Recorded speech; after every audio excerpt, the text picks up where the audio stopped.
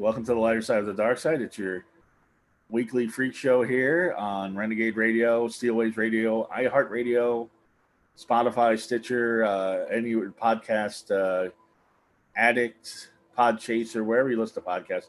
It's a Dark Mark show. I'm Dark Mark, the goth comedian. My co-host Hannah should be coming on every second now. I don't know what the delay is. And what she's missing is what I'm looking at right now. It's my friends, Gruesome, Gereg, and Scarrie are on from the band The Rhythm Coffin. And right, my first guest. How are you guys? Spooktacular. Positively galvanized. Having a wonderful Halloween season here. 2020. We're keeping it creepy with a brand new CD called The Coffin Creep. Yes, folks. As you know, you've been doing the Coffin Creep. No, go ahead.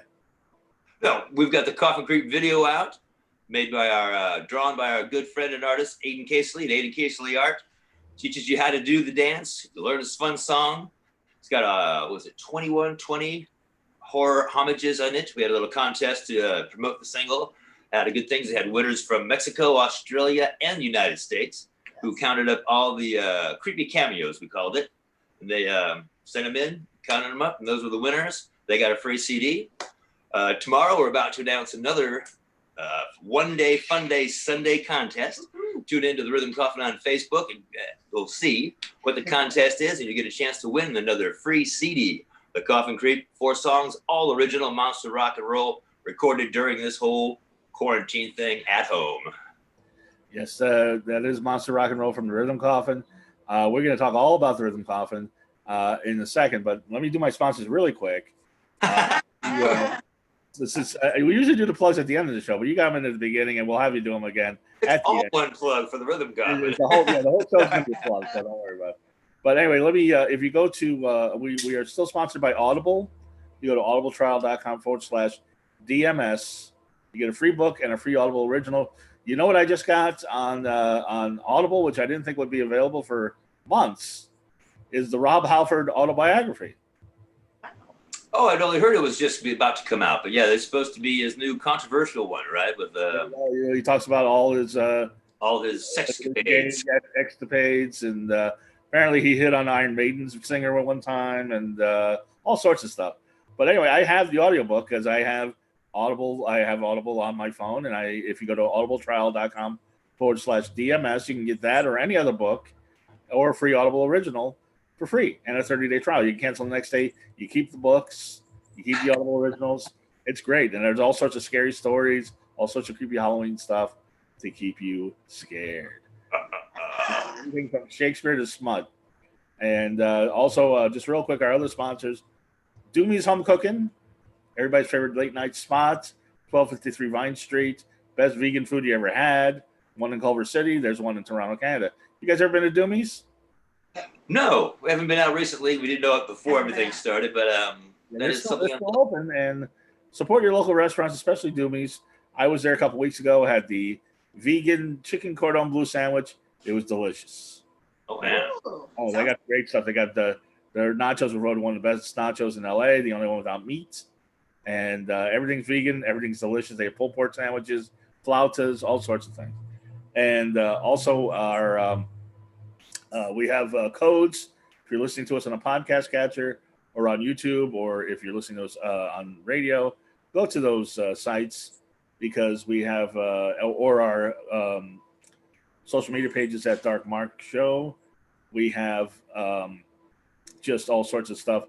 20% off Hustler Hollywood, 20% off Spy Associates, any order over $249, and 15% off my favorite energy drink, Raze energy drink. There it is right there.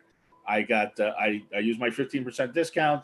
Got a case of Baja Lime, which tastes just like Baja Blast. Taco Bell, but 0 calories, 0 carbs, 0 crash. So delicious and spooky. And there we go. That's it for me. That's all. Those are all the sponsorships I have. I actually met Gereg and Carrie for the first time on the show. Josie Cat was having a birthday, my former co-host, and this was 2013, and she wanted you guys on the show. I had heard of you, but I never saw you live. I saw you live shortly afterwards and became a lifelong, and I'm sure after death fan. Now, first off, Gereg, everybody calls you Greg. How did Gereg become your name? What kind of name is that? Nobody calls him Greg. It's just a name. It's like Nobody calls you Greg. Nobody mistakes Gruesome Gereg for Gruesome Greg. Not too much. Once they see the spelling, I mean, it's been obviously it has been noticed. Most people think sometimes they think it's a spelling error, but it's just like Gruesome, like Lou Gehrig, the baseball player. But my mother just didn't want to have it spelt the same, have association with the disease, but she loved the attitude. You know, a guy with just had no matter what thought he was the luckiest guy on the earth. And so you were named after Lou Gehrig? In spirit, but not an actual spelling. Now, I've also seen there's a Gereg magazine I have nothing to do with. It's like also Gereg is it's a mechanical thing, almost like a sewer valve twist or something. I don't know. There's a strange, every now and then some Gereg will come up on the Facebook stuff and I'll go look at it like Gereg magazine. And it's just a bunch of industrial things. It's got nothing to do with monster rock and roll. Right. And so the thing is with autocorrect now, that's why you get a lot of misspellings. A lot of people are putting in Gereg. Oh yeah, you can't do that. That's a definite tech. That'll never. I don't think it would ever spell it. I don't even try with that one. I'm still trying to get it to say Ghoul instead of Google. So you should start. You guys should start your own. Since live performances out, you got to look for other ways to earn money. Instead, you should start a search engine, Ghoul. Not a bad idea. We're collaborating now. Google it, Google it, and just have all sorts of everything that's horror associated. Maybe no matter what you put in, it takes you to some sort of horror answer. Who was the president of the United States?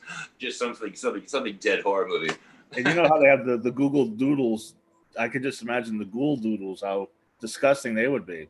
Well, we keep it frightfully. We're not for the disgusting side, but the frightfully fun side of it all. Okay.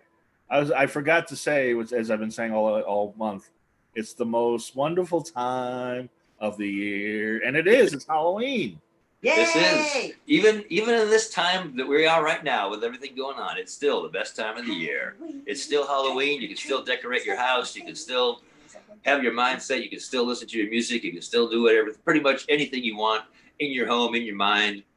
It's just just keep it spooky, keep it safe, and get that new Rhythm Coffin CD, the Coffin Creep, for 4 brand new songs to keep your Halloween creepy as possible. Yeah, I was going to do the full makeup job. I only did the eyeliner because there's no way I can compete with you guys. But you're going to say that you're not wearing makeup, so. We use that every now and then, but no, there's you got to touch up a little bit when you're going to be on camera. So there's always a little bit. Even remember when Kiss took off their makeup, how much makeup they still had on? Could you imagine if the Rhythm Coffin took off their makeup? No, I couldn't imagine. If MTV asked you to, would you do it? Oh well, once you hit the Kiss level, after 14 years of platinum sales, I could see that going on. Sure, but right now, it's still just so much fun, and nobody really cares. I don't think. I mean, it's just fun. It just gets the little part that's just fun. Everybody else is usually blasting, their face up there and everything else, and look at me eating this cupcake. We're just kind of like, nah, just look at us being this. Well, you're right. When Kiss took off their makeup, they just replaced it with other makeup. It was like instead of looking like kabuki, just badasses, they look like cheap Hollywood hookers. Oh yeah, they went from Stein's Clown White to Maybelline. It didn't really work for too much. Especially my favorite, unfortunately, Gene didn't know how to do anything for a while. Every now and then put on an 80s video just for laughs. I mean, they laugh at themselves now too. I love Kiss. I mean, if you were in the other room, you would see nothing but Kiss. We were talking about that last time. Yeah. Actually, we were. You've got to be able to laugh at yourself and other things like say, if you don't think Kiss has at least one bad song or album, you're not really a Kiss fan. You're not really sane. They've got a lot of bad songs, but they have a lot of great songs. They've got some downtime. They've got some of my favorite songs, favorite memories, one of my favorite bands of all time, but they do have some downtime in their long, large catalog. And sadly enough, the only time I saw Kiss was when they didn't have the makeup. They were doing the glam thing, or it was the when they were doing Unholy and all that. That's the only time I saw them. Still a good band. I mean, Eric Singer. I don't know. Yeah. Eric Singer, they were rocking. That's some good songs on that, but it's just they're a makeup band. It's just what they started is what they were best at, and that's why they went back to doing it. And they do it again. and we got kicked out after one song because my friend was drinking underage because we were all underage. But that's all another story. So what is Gereg? What is your favorite Kiss song and your least favorite Kiss song?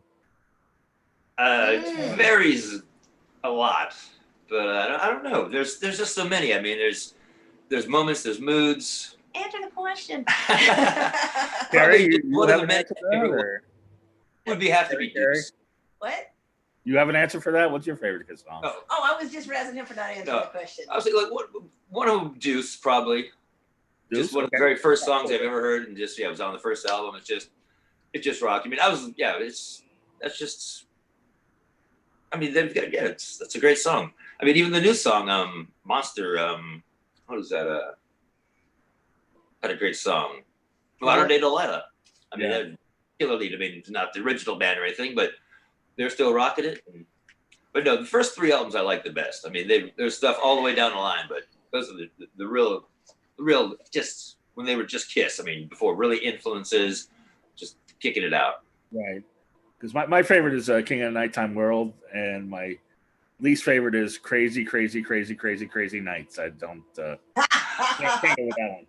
I think least favorite. Unfortunately there would be way too many of those too. But something maybe even off the Elder that's just so dumb. Just I've never listened to it. Oh, it's pretty bad. There's one good song in the Elder, maybe two, but there's a lot that's just they're not Kiss songs. They're just. It's not what you go to Kiss to. I mean, some bands you need to know, like AC/DC. You put on AC/DC, even their worst album sounds exactly like AC/DC. Right. Iron Maiden, they give you what you want all the time. And Kiss tried something that just didn't work on that one. But yeah, Crazy Crazy Nights is one of my favorites. Oh, I don't like. I don't like Shandy. That's my least favorite Kiss song. That was just awful. Sorry, Paul. Paul's my favorite Kiss member, but when he's singing Shandy, I'm like, man, that's just awful. Sorry, that's my least favorite. Yeah, that's pretty bad. And then there's the who's the one that did the When You Wish Upon a Star on their solo album? That's Gene. Yeah. See, again, he lost his mind on that one. When people start doing things for the fun of the recording, who cares? Right. When you listen back to that, I don't care who was in studio with you that much, or why you did that. That's why Ace Frehley's album was so good. He just put out kick and rock and roll albums, man. Right. Just rock songs. One great cover, New York Groove. Back in the New York Groove. Yeah. Anyway, so the one question I didn't ask you last time, which or maybe I did, but I don't think it was ever answered, is how did you two meet? Because you two are like my relationship goals. You support each other. You freak people out.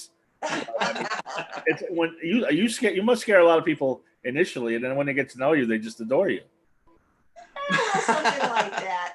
But yeah, this is how we met. You see, I work at the cemetery, and I'm out here working my third shift as the supervisor, and this guy is in there after hours. I go up to talk to him to kick his ass out. We start a great conversation and realize we have so much in common, and the rest is history. But yes, we met under the conditions of the graveyard. So you really are Scarrie Carrie from the cemetery. Correct. That's right where I am. Yes, Scarrie Carrie from the cemetery. All the credentials to prove it. Yep. I didn't know they had supervisors. 2.5 minutes long. What was that? I didn't know they had supervisors at the cemetery. They do, and I'm one of them. Yes, I'm the third shift supervisor. I keep everybody in line, all the ghouls, all the goblins. I'm in charge of the entertainment. I run the whole cemetery. I suppose it has to be said it's the graveyard shift. I was ready. You set me up for that punchline so hard. I was so ready to pull that trigger. That's good. But and you were already playing guitar and in bands, right, Gereg?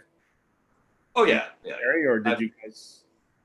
I've been with the guitar longer than I've been with more girls. Yeah. The guitar's always stuck around longer than the girls have. It's just. Are there any bands that I would know that you were in before the Rhythm Coffin, or? Nothing worth noting, mentioning, or any fun thing like that. It's just the Rhythm Coffin is what it's all about, especially the Coffin Creep. That's the Coffin Creep. What it's all about. Yeah, no, it's, something can hold it up again because I talked over it. No doubt. That's, just, again, artwork by the fabulous Aiden Casely of Aiden Casely Art. Right. He's done So all. when did the Rhythm Coffin? Because you guys have been doing it at least 10 years. From what I can see. What was the first? I mean, it was the live band really started about 10 years ago. I did a few things just with recordings at home, but the live band started about 10 years ago, and it's different lineups and stuff. But it really just started with me and a drum machine. And then a friend heard some of the 4 tracks I was doing with that, and then made a better track, made some better recordings, and then we got some live musicians.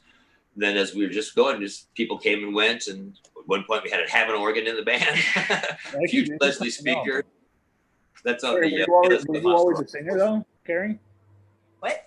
Were you always a singer, or just? Oh yeah, since the Rhythm Coffin started, I've always been a Ghoulie girl backup singer, and always have a partner, which was Eerie Emma for years, and then now we have Ashes Ashley. So yes, I've always been a Ghoulie girl in the Rhythm Coffin. You're always. I mean, you're eternally a Ghoulie girl, but were you singing professionally before, or no? No. This is my first rodeo.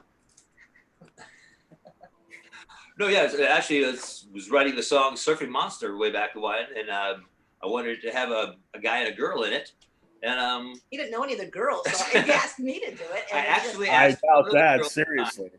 I asked another girl at the time who was going to do it, and then it just didn't work out. Oh yeah, a real singer who was, somebody who I thought would have really nice vocals to it. Didn't work out, the schedule and everything, and me and the other guy were getting ready to record. We said, well, we need a girl's vocal. Carrie, get over here and see if you can sing. She jumped on the microphone, did the Surfing Monster vocals, and from then on in, we had to have her when we get it live. So she was up there live, and she's been part of it since then. And I'm sure there was some trial and error with the makeup and the look. First couple shows, we didn't have any makeup. Then I started doing almost like an Alice Cooper, just kind of the black eyes kind of thing, right. But not Alice, almost a little bit like you're just blackening out the eyes, but not the white face. And my skeleton pants on. And then one show, Eerie came. We were picking her up to come to the show. We were just, like I said, we were just starting to do a few things. We had a couple of stuff we were doing, just a little bit of makeup and blood, some smoke bombs, the fog machines and stuff. But then Eerie gets in the car. She's got full white makeup. She's got an upside down cross on her forehead, and blacked out eyes. She's got blood all over the place. Her roommates, these triplets from Sweden, had just got drunk and just put her whole makeup on like a death make thing. And it was just like, she got in the car, I was like, I felt so underdressed. I was like, oh my God, I'm going to do that next time. There's nothing stopping me. I'm going totally white face from here on in. And then that was it. Everybody just kind of said, yeah, we have to do that. And then we just it was all pretty close to what it is now. You used to have a little bit bigger clowny lips, but it's pretty much what it was. And we all honed down our looks and kept with them once we got our signature look down. Yeah, I would say so. No, it's definitely, ever since I've known you, it's been down. It's been tweaked a little bit. I think the cut on your forehead is I don't think it was there in 2013, but it's that gash has been widening over the years. Yeah. Yeah, it's widening. It's been the same for a little while. Again, I've never known so much exactly when it happened, but there's always been a little thing up there. And the very beginning, I don't know if I had anything. I think Eerie had a big old, almost a hole in her forehead. Yeah, I don't think you had anything. And then after she kind of got rid of that, I decided, well, I could use a little forehead drama. So she was hanging out with the black metal girls from Sweden, and it was actually boys, but yeah, she was she was really into the whole. She had like a 4-octave range and could do all the. Amazing. Oh, that's great. Oh yeah, she does. Yeah, actually, what's the name of her band right now? Sorry, Yuri. Martorn. It's Martorn. The name is Martorn. If you want to hear some death metal, check out Martorn. Yes. Martorn. It's a Swedish word flower. She's got some great songs. Cool video. More stuff coming. But yeah, she's in Sweden doing heavy. I don't want to say the wrong word out of respect, because I know over there black metal, death metal, completely different things. But she's doing the stuff where it's really mellow, and then it's just really powerful and heavy, and it's pretty impressive vocally stuff. Yeah. I might have fucked up. I might I might be wanted in Sweden, but there's nothing sexier than a woman that can go. Excuse me. It's harder than it looks. It's. I'm sure I barely could do it myself. Oh no, yeah, she had that down real well. I mean, she was teaching it, so I mean, she was great at it. She performed it well, and she used to teach it while she was here. But yeah, we had OTEP on the show a few years ago, and she told us about her how she keeps her voice in shape, and I guess it takes a lot with your. Oh yeah, because you can just a little ways off, and you can just hurt it. Once you hurt it, then you damage it. It can be very bad. I mean, I heard the story of Blackie Lawless in the day when he was learning to save his voice. He had to not speak for 6 months in order to start the proper training to save his voice for as long as he could do it. Really? I never heard that.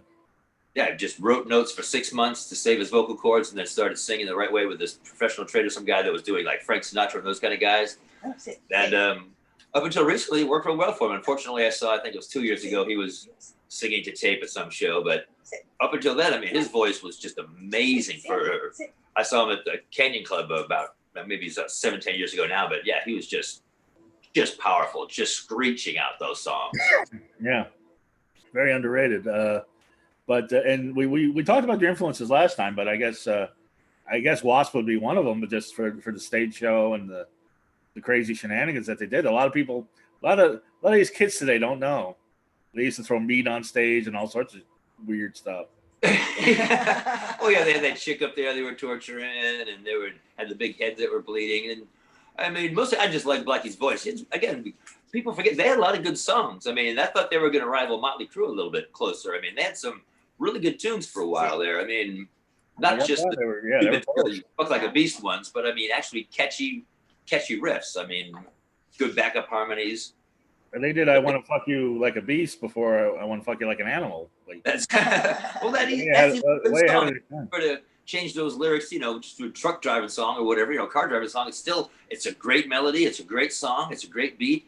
It just happens to be hilariously funny that you're gonna fuck like a beast as well. Yeah. But again, that's a great song. That's one of the reasons why it makes it. It didn't just make it because he said "fuck like a beast." There are lots of songs out there where guys are saying stuff you don't want to hear, or if you want to hear that kind of stuff. But yeah, it's the beat and the groove that's behind it all. And when you look at Blackie, you kind of believe it, I think. I think so. Yeah, he Chris Holmes definitely did. I know that. But anyway, enough of Wasp. We're talking about the Rhythm Coffin. Yeah. Don't they have a new CD out right now? They got a new CD. I wonder if they have a new CD out right now. The Coffin. Well, let's talk about the classics, the Rhythm Coffin classics. And live performance. You must. I mean, this has got to be killing you. We were talking about that before the show. Killing us. You can't do Scare LA. You can't do Midsummer's Night's Dream. You can't do Carrie. All the things that big Zombie Fest. Everything is off this year. Yeah, no, it's the WeHo. It's off. Yeah, we haven't thrown ahead at anybody since February. I think we had one show in early February at CIA this year, and that was it. And yeah, we've got heads ready to be thrown out. We've got confetti cannons ready to shoot. Got 2 brand new 6-foot roaches ready to go. It's just 6-foot roaches. Roaches, yeah. We have for Gruesome Cockroach Coffee. We have the 6-foot inflatable roaches. So both the Ghoulie girls have one now. So we throw out 2 6-foot roaches. They're in Gruesome Coffee. Not to mention the 4 brand new songs we have from the new CD that we'll be playing the Coffin Creep. The Coffin Creep. That's dance everyone's got to learn. There's a haunt, and on Facebook there's a group called Kentucky Haunts and All Other Haunts Worldwide, which they're doing a Rhythm Coffin Creep dance contest. Do a video, send it in. If you doing the Coffin Creep, and they'll judge it. And there's T-shirts, posters, prizes, stickers, all sorts of stuff to compete that way. So if you're listening to this in Kentucky, actually in Kentucky, the group on Facebook is called Kentucky Haunts and All Other Haunts Worldwide. Charlie Chainsaw is running it. You look for those guys on Facebook and in their domains and things. Of course, go to YouTube, check out the Coffin Creep video. Enjoyable little video just to watch on its own with all the creepy cameos. And it actually has a dance move in it, which gives you a few moves to do and then gives you a lot of room to have your own personality shine through. So you can not just stuck like line dancing. You can just, you do the moves, put your own grooves in, you come back to the moves, you clap in all the right parts, and you have a cool time. Scary Carrie was doing the moves just now, but How did it feel? Now, your video is animated for the Coffin Creep. Yes. Yeah, actually, that's our first animated video. It's called Storyboard Animatronics. How did it feel when you saw yourself animated for the first time? Oh, Well, loved it. Amazing. Yeah, no, it really makes you feel like a rock star. I mean, it's cool. I mean, we had been animated for a while with Aiden. He's been doing our album covers. It's the fourth one now. He's all drawn characters of us since then. And it was just, again, one morning in Facebook, I opened up an email from somebody and he'd drawn a picture of me just standing there with my guitar. And he said, "Oh, I like you guys. I'm an artist. I wonder if you like this." And I was like, "Oh my God, I'd like this." Yes. Showed it to the band. And everybody's like, "We all want one."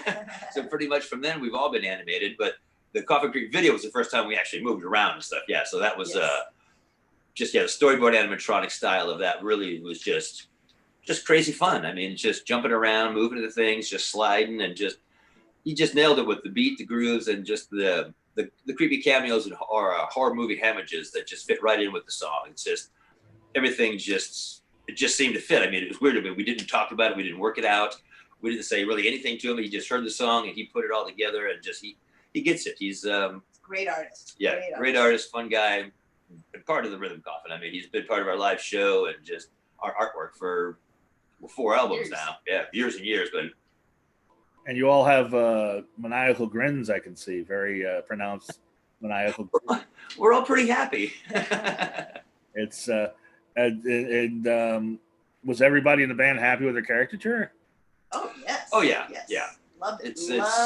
It's just one of those things. Everybody's just like, "Oh my God!" And like Ashley was, in the one scene where she's a mermaid. She's like, "Oh my God, I'm a mermaid now too." It's being carried off by the creature. It's just fun stuff where you kind of hope you will be. You could always just go to the carnival and have somebody draw you, but when it happens in a situation where it's just like part of your project or your creativity or your art scene, it's nice when it happens like that, especially to have somebody who gets you and actually puts your emotions and character into the character. I mean, it's not just, "Oh, if you was a tennis player, puts a tennis racket in your hand." He actually came to shows, to see everybody move and how they did it before or after he did me. But to get to the rest of the band, he's learned them and their emotions, just like the people study Really animals and things. You guys are always known for your dance songs, and I was surprised when I was looking at a lot of people compared you to the B-52s, which I wouldn't have thought of right away. But I mean, there's some similarities in that they're a fun party band that has dance songs, and you do too. Oh yeah, no, actually, I think with the very beginning, people started calling us that almost as an insult, like because the people they thought we should be heavier, like more like death metal. We were like, "Oh no, we're doing the Monster Mash. We're just here for a good time, yeah." And we laughed right onto that. We were like, "We are exactly like the B-52s." Yes, we are. That's what we say. It's the B-52s meet the Ramones with a little bit of Kiss. So it's we're a Ramones band budget with a Kiss mindset.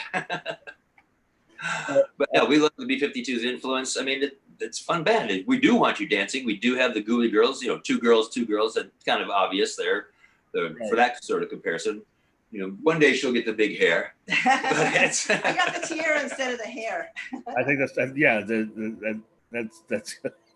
But I mean, the Tombstone Twist, I think, was the what's the difference between the Coffin Creep and the Tombstone Twist? Well, the Tombstone Twist is a lot longer and older. It's the hand moves are all up there. It's about 5 different moves that you do all by yourself, along with the Ghoulie girls.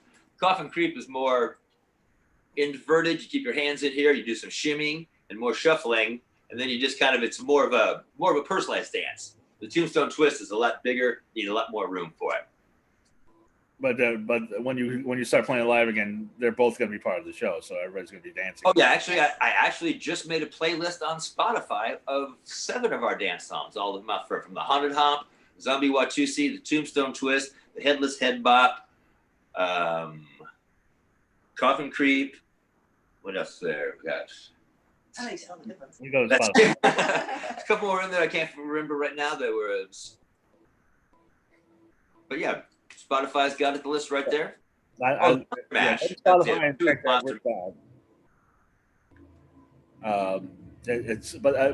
I think the Headless Head Bop is my favorite. That's just a classic. Everybody, I mean, even though we do the full warning beforehand in the intro, you know, where we say heads are going to come flying out to you, throw them amongst yourselves, throw them back up here. We have to reuse these heads. Everybody, as soon as they see that head coming up for the first time, they're like, oh my God, you threw a head at me. It's like, yeah, we just had a promo. We just told you we were going to throw heads at you. And then people are always still surprised for the ones for the first time comers. It's hilarious. But then everybody else is just, they get right into it. And it's just a huge popcorn machine. Everybody's just going nuts. Yeah. A lot of fun. Even just, the other night at rehearsal, Rabid Russell, we thought we were going to have a show. So we had a rehearsal this year. The show got canceled, but we were rehearsing the Headless Head Bop, and right at the big scream, right after the lead, right after the song goes, Rabid said, that's my favorite part of the song, man. That big scream and all the heads are just flying and hitting the stage and everything's going the craziest. That's one of the best parts of the song and the best parts of the show. And it was just like, yep, that really is. It's just one of my hugest screams. Heads are just flying everywhere. And it's just, the crescendo of the song. It's just amazing. Yeah, I encourage everybody to see the Rhythm Coffin live. It's one of the most fun things ever. But they throw mannequin heads at the crowd, and the crowd throws them back. Now, there have been some mishaps when they've been throwing them back. I think I may have hit Ash's last time I saw you guys accidentally. Well, we get hit. That's not so much a mishap. I mean, you're throwing heads, you're going to get hit. I mean, I've been hitting the head a few times. The worst part is when it tunes the guitar. I mean, that's just so that usually means, again, it usually happens right after the lead in the middle part. And then the third verse is, a little bit out of tune. But that's usually the worst. We've knocked over a couple of drinks from people. Usually, I think we've bought 2 beers. But again, we always give a warning. We always want it to be safe and fun. So in 10 years, that's not too bad. I mean, that's and again, most people again just love it. They bring their friends, and you can just see when we do given the little intro, they're just like, "This is it. This is it." And if you go to YouTube, there's some footage of heads flying up in the air. Great. We have the Headless Head Bop official video is cut nice with all from club scenes to big festivals to just heads flying them all sky high as far as you can go inside tight clubs. It's a really great video. Yeah, it's got whiskey shots there. It's got everything. So what's the biggest crowd that you guys have played? Would have to be the WeHo Carnival in 2017. I think it was the Medusa year they had up there. Not that everybody was there for us, but the carnival actually gets 250,000 people. We were out there playing on the street, and they were walking by. So I mean, that was and staying in front too. I mean, you've been there. You see a stage, you stop, you keep walking. It's from Doheny to La Cienega. And I think we were there for the last year that had actually live music. We did 2 sets out there, and it was just incredible. Great. Looking down Santa Monica Boulevard, seeing nothing but costume people. It was awesome. One of the best sound systems ever. I mean, 3 huge monitors in front of each microphone. It was a semi truck that just opened up into a stage. Yeah, one of those semi trucks that just opened into a stage and just light sound. It was on Halloween. Cool. Press passes, to get into all the way they shut down West Hollywood there. We just scooting into everything, going right up into the area. Nice, it's just green room, the band. Just amazing, yeah. Top notch. Other than that, probably it would be like a whiskey Dark Harbor gigs were really great. They were big too, but that was probably opening for like Wednesday 13 at the Whiskey would be like, people there for a show, just want to see a rock show where everything else, where it's like you go to the WeHo thing, not to see a band, just be a part of it all. I mean, you see it all, but it's not there. It's not the concert. You go to the Whiskey to see the concert. So that's one thing and again, would you keep Wednesday 13 fans at the front of the stage and enjoying and throwing heads and having a good time with you? That's kind of what it's all about. I mean, to latch on to a similar type band, which you want to be a similar type band compared to, and have their fans like you, that's huge. I mean, that's and then have for Wednesday 13 a lot of times. I wanted to open him for him every time he came. I was trying to. It just didn't quite work out. We opened for him, I think 5-6 times. Yeah, it was the pre-sale thing, and not that he on tour with him or anything, but just the local thing. And it was he's a great guy, great band. We got to meet him. Yeah, they're really nice. Very nice. He's actually borrowed some of Nick's drums for a couple of his videos. So that's great. Yes, it's good. Yeah, when people still say, I remember I saw you at the Whiskey with Wednesday 13. It's not much. Doesn't get much better than that. That stage I performed on that stage too, opening for bands, and it's just you can feel the history. It is. No, I mean, we've been very lucky. We've always had good sound on the stage. Only one time our set got cut a little short. Right. Some people say about that, but no, we've always had, again, we go in with a good attitude. We just want to be part of everything. We've usually done everything they've asked us to. We're there. I learned the sets, time it down to the minute. One time we had a 30-minute set. Our video that we had made of the show was 29 minutes and 56 seconds. It was just incredible. Yeah, the whiskey, you're hitting on something that some people may not know. They're real tight. You gotta have it in a certain time frame, or else. You don't mess around.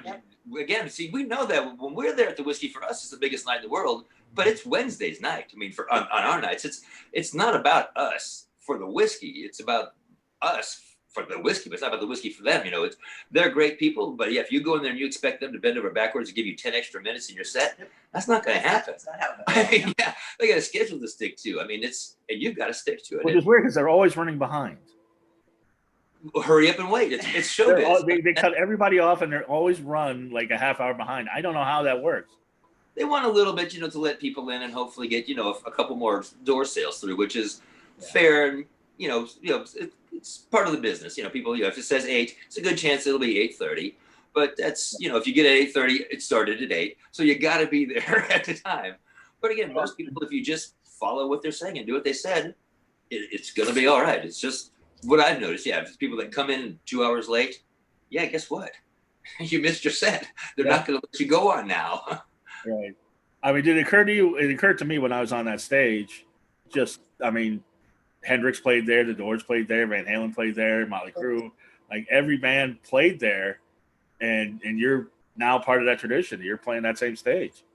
It's again, the energy definitely. Even in the pre-sale zone, which again, you do feel it when you're up there, because when you're up there, it's your time. I mean, you've done your thing, you've got your moment, it's there, and the sound's on, the lights on, it's that stage, and people are cheering. We're not, but I mean, luckily we've gotten good responses. We've been there. And it's amazing. Yeah, even when you're just upstairs waiting to come down, those little rooms, everybody else hung out in those little rooms that were over there. It's just it's a cool place. I mean, it's got its history. Part of rock and roll history. And it does have good sound. It is a good venue. It's to say come see me at the whiskey is a big thing. I mean, we don't do it by ourselves. Like we'd never do a Thursday night and say, try to sell our own tickets. We've always done it. Right. We've only for Wednesday 13. Then we did a Max Sabbath on Halloween. And there was one other one. No, we were going to do a John 5, but that didn't pan out. So it's pretty much just, we do it as almost a commercial for the band because we want to be up there in front of somebody else's audience on a good night, an event. We'll be part of something when we did Wednesday 13 and Michael Graves on Halloween. That was a huge event. It was Max Sabbath and Frankenstein of Graham did Rammstein covers, but they were all dressed up like Krampus characters. Good. Yeah, because I know Max Sabbath, they dress up as McDonald's characters and do black. The Max Sabbath show is incredible. We've seen them a couple times, and we've done stuff. Yeah, with it, it's just that's just nuts. I mean, the people just go crazy. He's got a huge show that goes with it, and it's just I mean, you love Sabbath, and then it's just so corny. It works. I mean, it just works. I do have to ask, who came up with the recipe for ghoulish goulash? I'm thinking Carrie, but maybe that was me. But I did borrow from going into a couple of kitchens from Ghoulie Girls, looking over their shoulders. But so it's a conglomeration of a few recipes turned into one. And what exactly is in ghoulish goulash? Because I haven't cooked dinner yet, so. Well, like most goulashes, it can be anything. I mean, you have to have your basic sauce, a red sauce preferably. Anything you can get to get it red is good. Tomatoes, peppers, bodily fluids that are red work well. A couple of little starches. Livers are good. Kidneys are good. Some people like the lungs. I'm not a big lung fan. But, I mean, anything you've got lying around the house or the laboratory fits right in. Some people like to make only bat wing stuff. Some people like to make only lizard suit stuff. It's one of those things. It becomes yours, like gumbo. There's a few little things in there you got to have, but then it's yours after that. Because maybe Rhythm Coffin, maybe the future is a cooking show. We'll do anything. Rhythm Coffin, yeah. Food Network presents the Rhythm Coffin, so you can do your ghoulish goulash and Cockroach Coffee. I never heard the Cockroach Coffee. I saw that on the internet. If you have played that live, I must have been. It's less than 2 minutes. You may have missed it. It is a quick song, but it's delicious. Cockroach Coffee. The Cockroach Coffee. That or and the what? You take cream and sugar with your cockroach coffee, or shot of formaldehyde. That's a mortician style. A okay. shot of formaldehyde, Gruesome's cockroach coffee with your fresh ground cockroaches, and you're set for the day. You are not sleeping. Well, you were telling me before we started that you got 2 giant cockroaches for the stage show now. Yes. We have 2 6-foot inflatable cockroaches for Gruesome Cockroach. We used to just have one, but we figured we got 2 ghoulie girls. Let's get one for both of them. So, yep, during the song, they just pitch those out to the people, and they toss them around like beach balls. It's crazy. In the videos, you can see we have a camera in the back. It's just 2 giant roaches jumping around the crowd for as fast as you can. Again, just fun stuff to accent the song, and people love it. I mean, we've gone through about almost a dozen roaches now. Inflatable ones get beat up quite a bit, but it's well worth it. It's so much fun, and yeah, again, people who don't see it, when you see it for the first time, they're like, "What the fuck?" And then after you've seen it, you're just like, "Oh yeah, here it comes." I think, you definitely want to be wary if you see a giant cockroach, but grind it into coffee. But you guys, what was I gonna say? Oh, you've got so many dance songs. The one cover song that you do is the Monster Mash. The only cover song. All original. Never do any other cover songs. Nope. All original Monster Rock and Roll, except for the national anthem of Monster Rock and Roll, which is the Monster Mash. I was going to ask why would you do the Monster Mash, but okay. That's why. And we have 2 versions on our Monster on My Back CD. We just have our regular version of the band doing it, which is classic, which everyone's heard. And then we have our special guest version, which has Calico Cooper and Davey Suicide doing vocals with me on it, which is just supreme. It's they came down to the studio. We had a fun time doing it, and it was just amazing. They've got their voices down. They got their parts down. Where'd you meet those guys? We had done some shows with Davey Suicide before, shows in horror conventions. Nick had done some work with Calico Cooper and her side band when she's not with her dad and Alice Cooper called Bisto Blanco. He's been in a couple of their videos and done some stuff with them, so he knew her, and he thought she would be a good fit for the song. So he just asked her to come down. She heard the song and said, "Yeah, when are you doing it?" She made the schedule of work up, came down, did her vocals. Just one morning, we did it at Bedrock LA Studios, downtown LA, and just sweet, yeah. Both the guys nailed it a couple takes. We all did a few group things.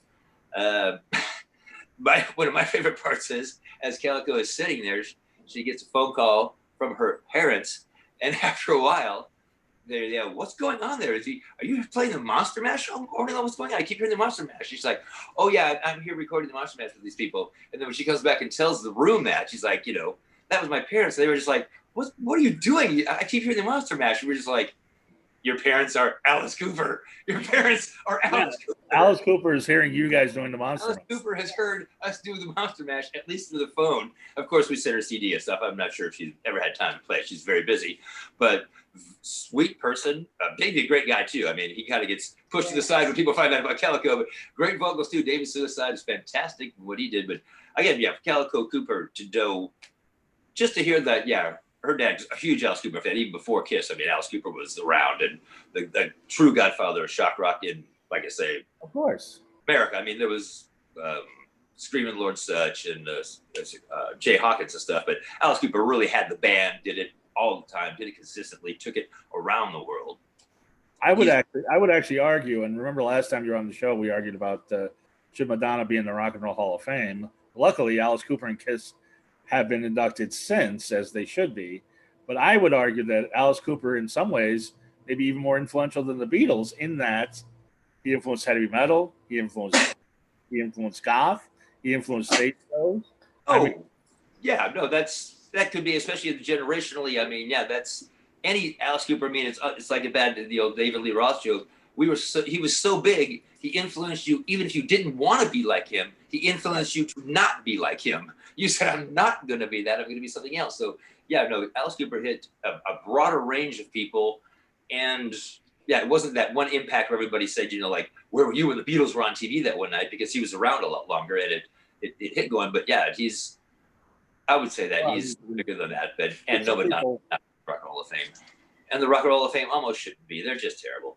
Yeah. I mean, their system is just embarrassing. Like Mark Farner is in the Grand Funk Hall of Fame, but Madonna is. I mean, that's just says it all.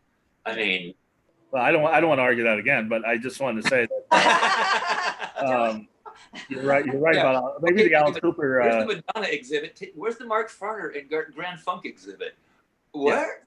Yeah. I trust me. I have a differing opinion on this, but there's one more thing. I don't remember if you.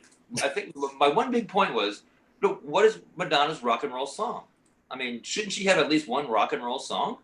Sure. What would her rock and roll song be? Well, is a rock and roll song a song with guitars, bass, and drums? Is that what you would call it? Well, that's instrumentation. It's the style of playing. I mean, like country and western's not heavy metal, like rock and roll. Like a blues song is rock and roll. Like a pop song isn't rock and roll. Like Papa Don't Preach isn't rock and roll. I mean, that's poppy, it's catchy, it's successful. I mean, all the credit in the world to her, but it was a huge rock and roll in the rock era. The rock era doesn't mean anything. There was basketball songs in the rock era. They're not rock and roll. Okay. Well, once again, I don't want to argue this. We're gonna. So you're not. I'm not arguing. I just asked what song is a rock and roll song. You know, La Isla Bonita. I don't know.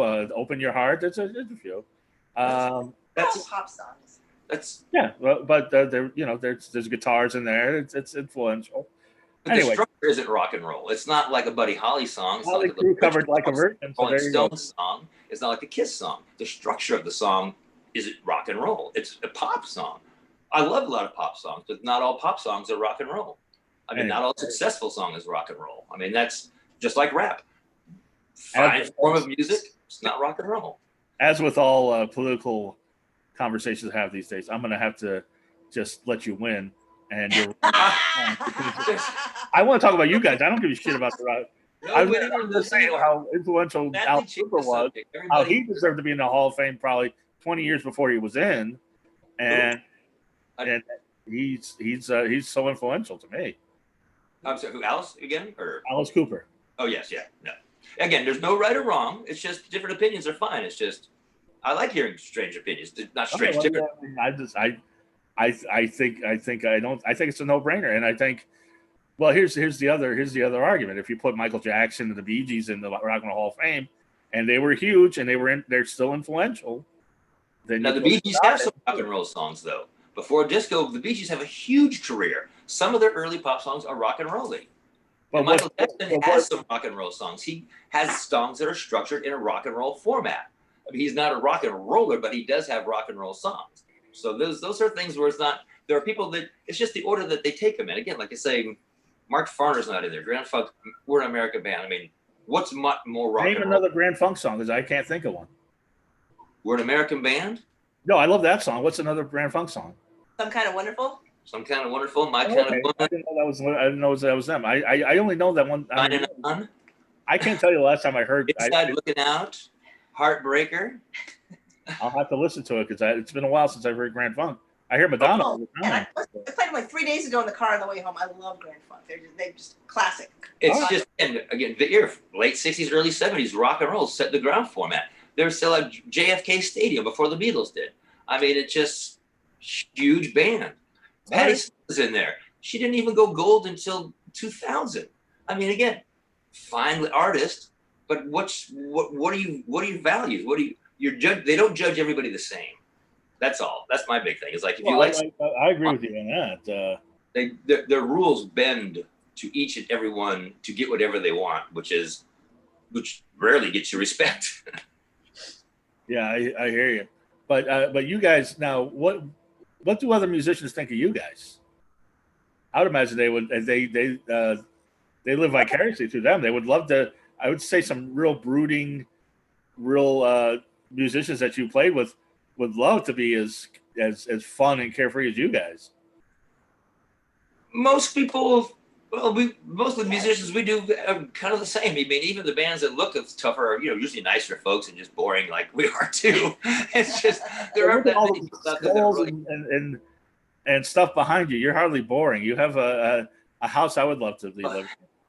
Well, it's fun stuff. I mean, we like, again, that we keep our interest and stuff in view and stuff, but it's mostly, again, when we're in the art world, we're lucky enough to know people that are doing what they like too. I mean, so it's when we meet somebody else in another band, they're usually doing what they like. I mean, we book shows with people with similar stuff that, you know, try to put on shows too. So there's always usually similar interest where people, you know, they're not doing the exact same thing that we're doing, but along the lines, you know, they'll have makeup, they'll have choreographed shows.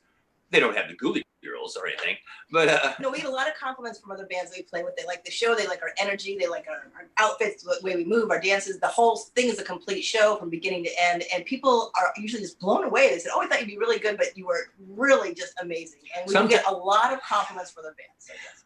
Sometimes it goes the other way. People say, "Well, I saw you come in, I saw you bringing all those props," and I was just like, "Oh God, this is gonna suck." And then you surprised me. You were really good. I had a fun time. So. But you're a really good guitar player, and I think that goes amazing. Yeah, I think guitar player. I think with everything else, it kind of gets lost. It just stays in. I mean, it shows that if you like the song, then you like my guitar playing. Again, I don't do big solos or anything like that. I think about the song. It's all about the song. So that's my main concern. So I just want to write a good song, and I do it with guitar and try to put in tasty things that sound good. But again, there's no big long Ace Frehley guitar solo. I'm not like that kind of guitar player, but I am the only one. So, yeah. No, it's been going good. I mean, I think, well, the biggest compliment is when the band says how much they like being in the band, because, you know, sometimes band members are in different bands and they talk about all the drama that's in their other band and just the egos and what goes on. And they come into the Rhythm Coffin, it's just like, it's just fun. We just come here, we just play. Everybody knows their stuff. We go out, we have a good time. It's just the way it should be. So that's what I really like. I mean, I like hearing good stuff from everybody. But when the band members are just like, you know, this band is so much better than my other band. I mean, I like the music and all, but there's with the drama, you know, it's like, because there really isn't any. We just show up. Well, you say that, there have been a lot of different people come in and out of the band. Goulash Clowney was the drummer for a long time. He went to New Orleans. You had the singer before Ashes, who's now doing that. Yeah. Well, we've only had 2 Ghoulish girls. So that's, I mean, we've had the biggest one is bass players. We've had like 9 bass players, I think.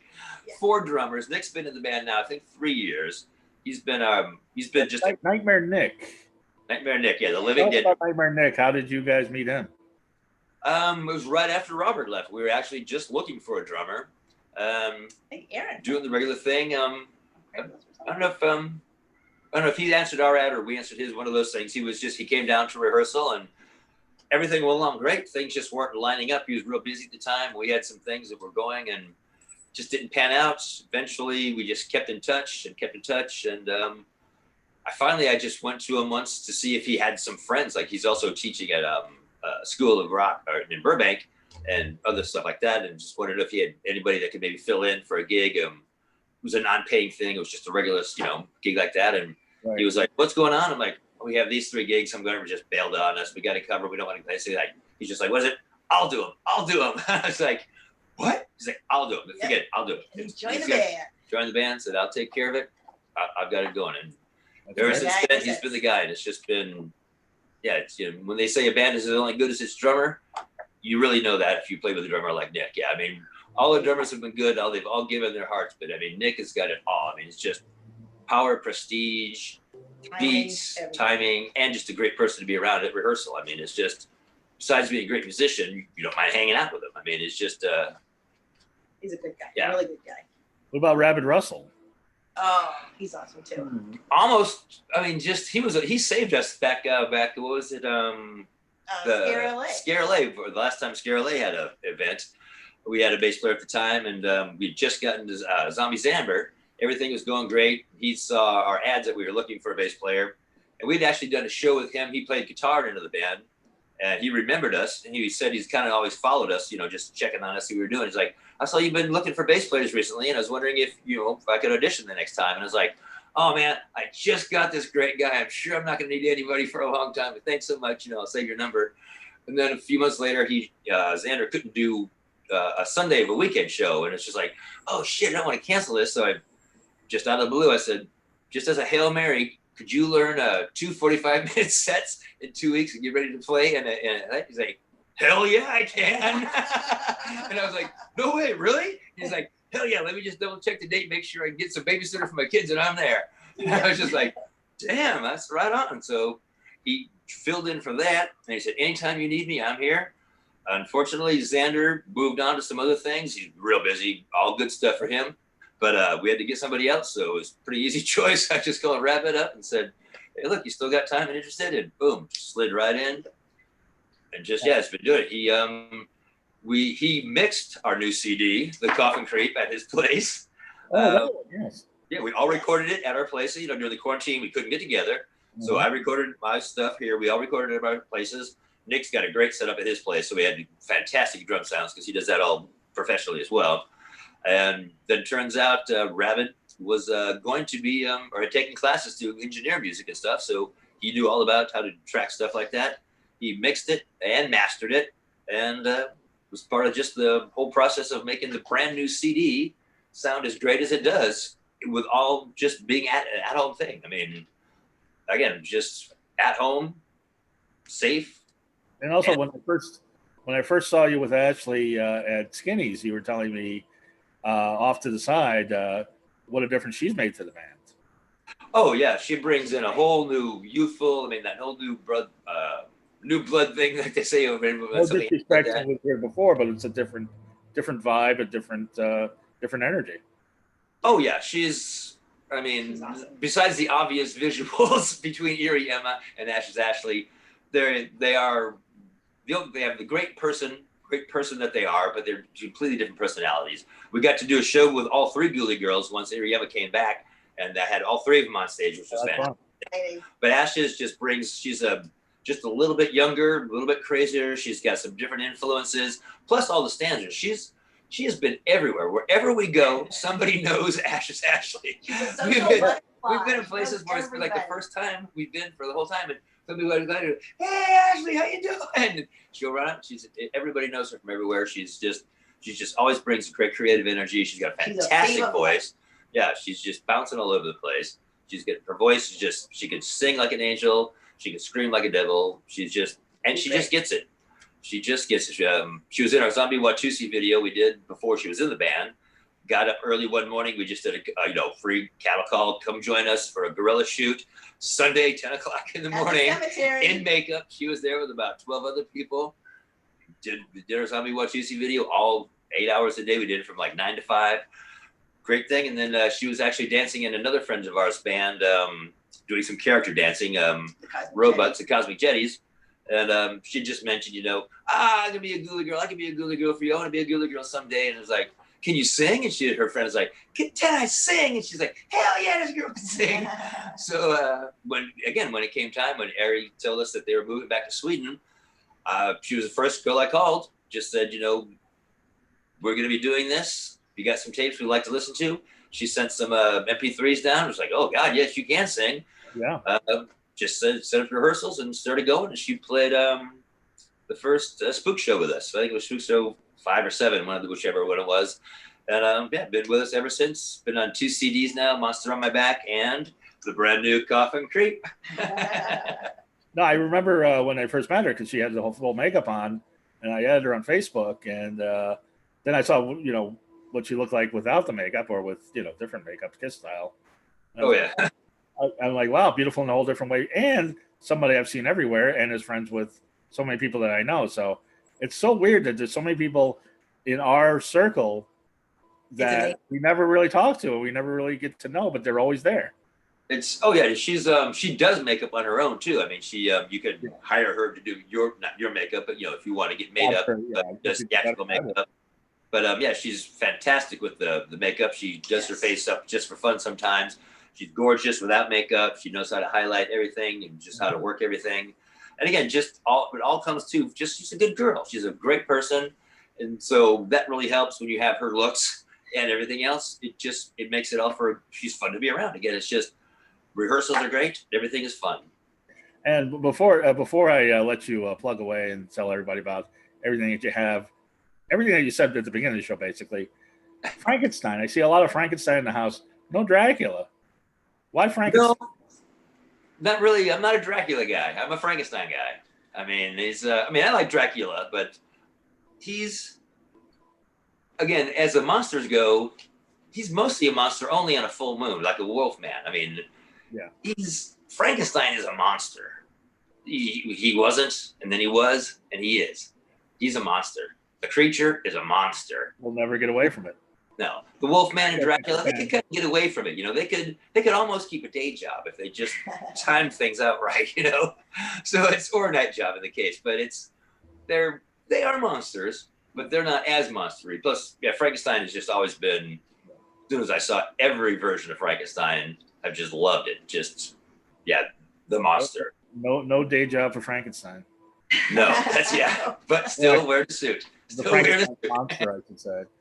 So you even like the De Niro Frankenstein? I thought that was pretty good. I thought that was okay. I like all the weird versions. I don't mind. I'm not so. I think seeing it different is cool. I mean, even the Frankenstein of the future one. What is that? What was that one called? I Frankenstein. That one is. That's rough. Again, it's not a classic. It's a nice twist on it. I mean, cloning a bunch of Frankensteins to make an army is an interesting twist. It wasn't a traditional Frankenstein movie, but it's not a bad twist of a movie. I mean, everybody said it was so bad, and I watched it. I was like, it was pretty entertaining.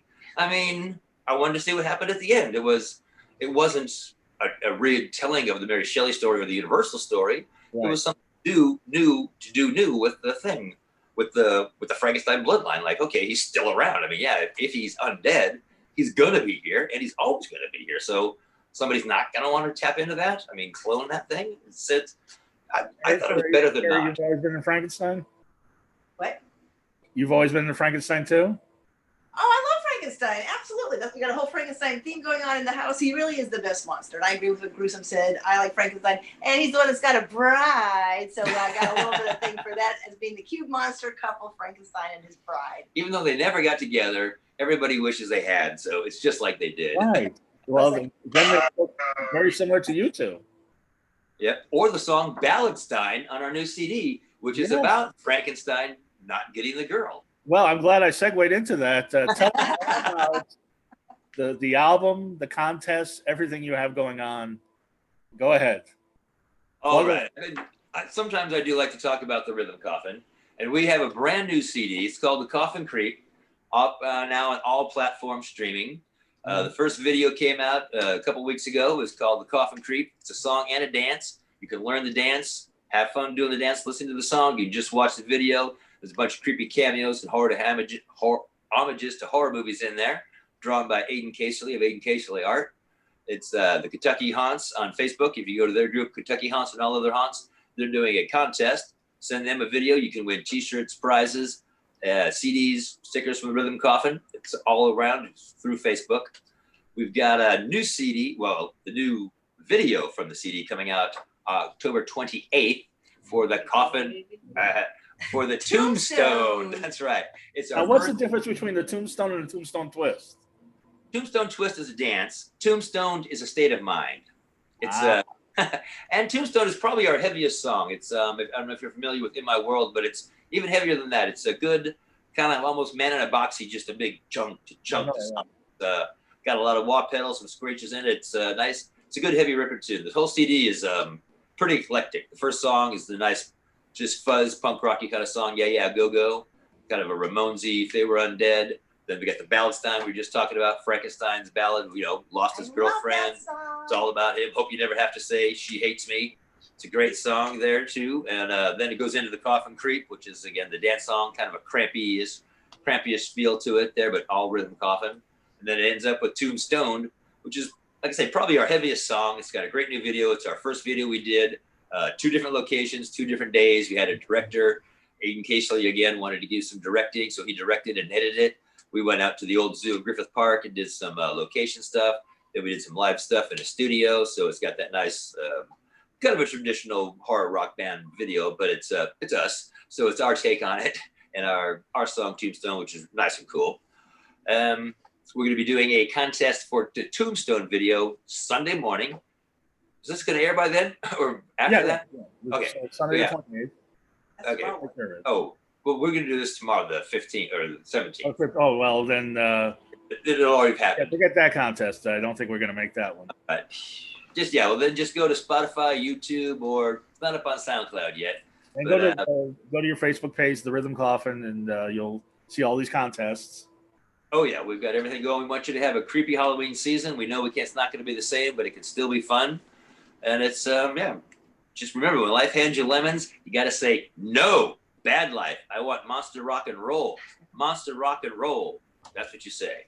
Yeah, I couldn't have said it better myself.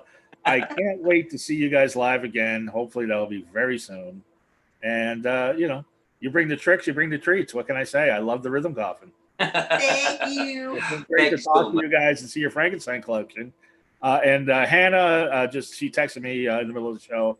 She's sorry she couldn't be on the show with you guys, but she loves the band, what I've shown her, and she can't wait to see you live either. So, all right, we'll see Hannah in the future. We want to see her doing the Coffin Creep dance. Yes. I'm going to teach her the Coffin Creep personally, and everybody, Goth Comedian, all social media, everybody, have a wonderfully creepy week and holiday season. Bye. Stay spooky, stay safe. Scare you soon.